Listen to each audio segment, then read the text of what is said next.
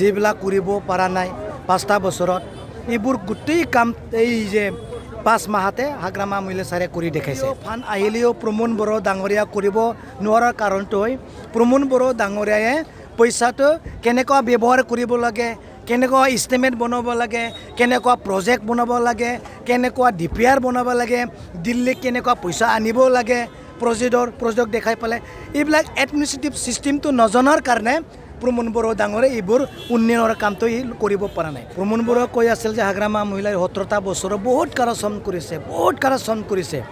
যদি ইমানে যদি কাৰাপশ্যন কৰিলে হয় ৰাইজে হাগ্ৰামা মহিলাৰে ভোট দিলে হয় নেকি?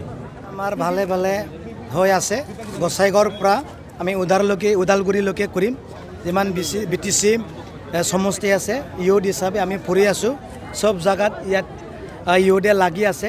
আমি ভাগ কৰি লিডাৰবিলাকক ক'ত যাব লাগে এইটো পূৰা কলম কৰি দিছে।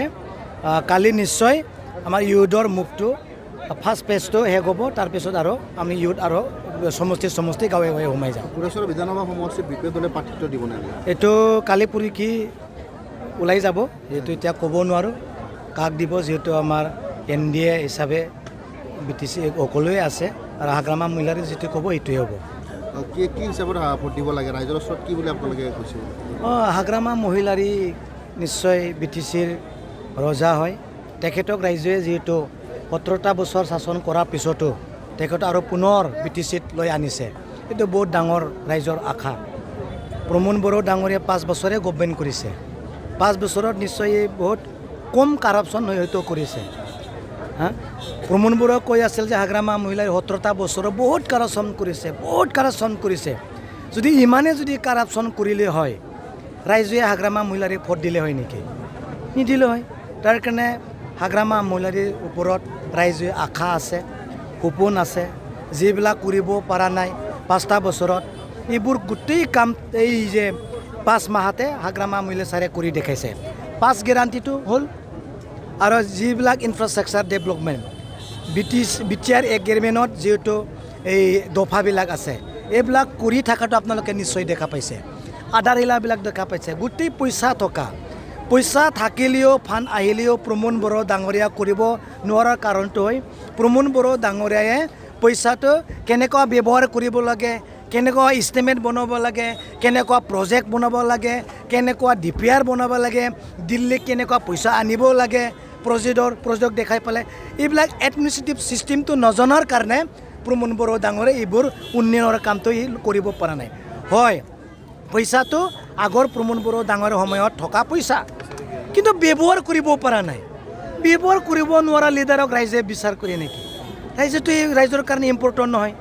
তাৰ কাৰণে মই কৈছোঁ যে প্ৰমোদ বড়ো ডাঙৰীয়া বহুত কথা ক'ব পাৰে। কি বুলি কয় মোৰকে অধিক মিঠা কথা ক'ব পাৰে প্ৰমোদ বড়ো ডাঙৰীয়াই। বহুত কথা কয়, কাম বহুত কম কৰে। হাগ্ৰামা মহিলাৰে কম কথা কয়, বহুত কাম কৰে। আৰু কিন্তু কোনোবা যদি মিছা ক'ব নোৱাৰে, মানে এই কান্দিব নাজানে, মিছা কথা ক'ব নোৱাৰা মানুহবিলাক প্ৰমোদৰ পৰা শিকি ল'লে হ'ল, প্ৰমোদৰ তাত যোগদান কৰিলে হ'ল। যদি কোনোবা যদি কান্দিব নাজানে প্ৰমোদ বড়ো ডাঙৰৰ পৰা কান্দিলে শিকিলেই হ'ল। প্ৰমোদ বড়ো এনে মিছা কথাও ক'ব পাৰে, এনে কান্দিবও জানে, তেখেতৰ পৰা শিকি ল'লে হ'ল। NDAৰ পৰা বিজেপি দলৰ পৰা প্ৰাৰ্থিত্ব দিয়ে আপোনালোকে সহায় থাকিব নে? ৰাইজেতো সহায় কৰিব, যিহেতু আমি একেলগে কৰি আছোঁ। আমি হাগ্ৰামা মহিলাৰে সদায় কৈ আছে আমি অকল ল'লেই নহ'ব, দিবও লাগিব। ষ্টেটে আমাক ইনফ্ৰাষ্ট্ৰাকচাৰ ডেভেলপমেণ্টত দিছে, BTR এগ্ৰিমেণ্টৰ কাৰণে এই ইনফ্ৰাষ্ট্ৰাকচাৰ ডেভেলপমেণ্ট কাৰ্যালয়বিলাক আমাক দিছে। আমি মৰম দিব লাগিব না নাই? মৰম দিব লাগিব। এইটো মানে দিয়া লোৱা এইবিলাক চলি থাকিব। তাৰমানে ভোটত দি পেলাই আমি NDAক সহায় কৰিম, NDA হিচাপে আমি সহায় কৰিম।